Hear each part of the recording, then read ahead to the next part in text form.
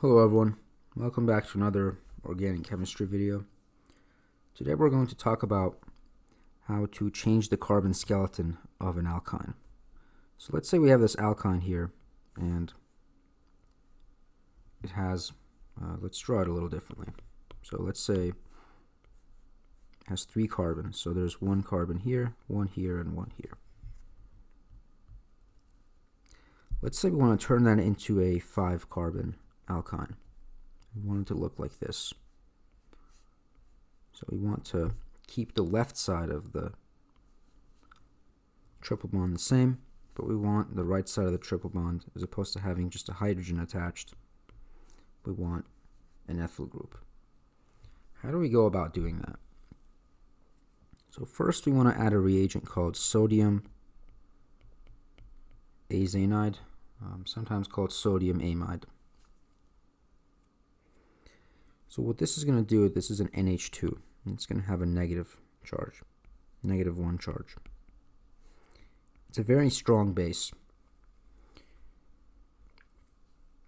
and it's going to attack this hydrogen of the alkyne and deprotonate it.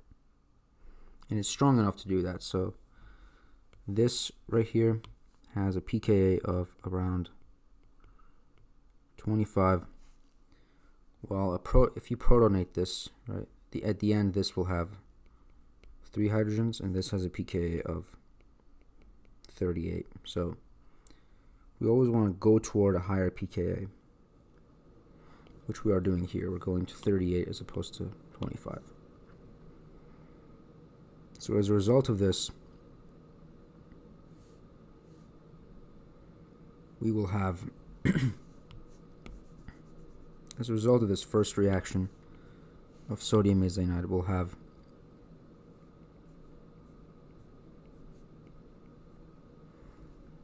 the alkyne having a negative charge on the terminal carbon, and we will also have ammonia, right, NH3, and this has a pKa of 38, and we're going from a low pKa to a high pKa, which is, we're going toward more stable molecules. Now, at this point, how do we add an ethyl group to the end here? So we already have a pretty good nucleophile. This can act as a nucleophile, so we need an electrophile. Preferably, we want an electrophile that has 2 carbons in its skeleton, and a good one could be ethyl bromide, like this. So this can act as a nucleophile and attack this electrophilic carbon, and then this will kick out the bromine. So then the 2 carbons will be attached to this carbon here, and we will get, this is the outcome.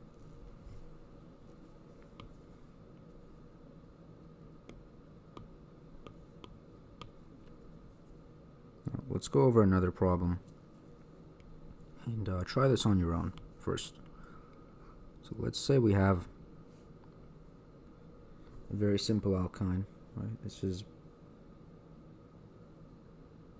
ethyne right here. You have 2 carbons in it, and we want to make an alkyne that has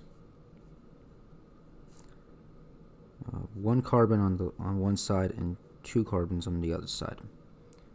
How are we going to achieve that? So first, we want to add 1 equivalent of sodium azanide, or sodium amide. So if we react this with the anide ion, the sodium is going to be there too, but it's a spectator ion. So it's going to deprotonate the alkyne and give us an alkyne anion.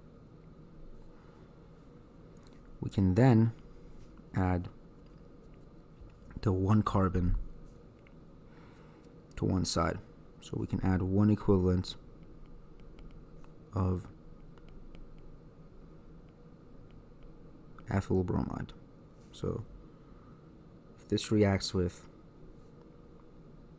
CH3Br, it will attack this electrophilic carbon and kick out the bromine. So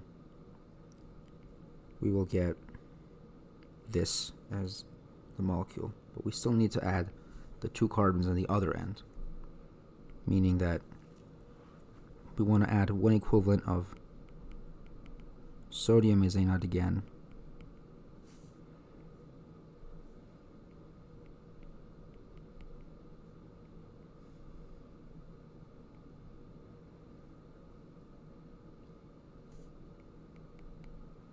it's going to come in and attack the hydrogen and deprotonate the alkyne.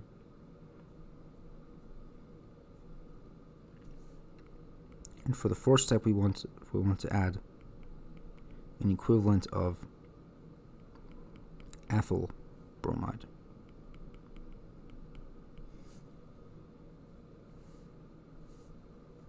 So here you would do this. You would add CH3, CH2, Br.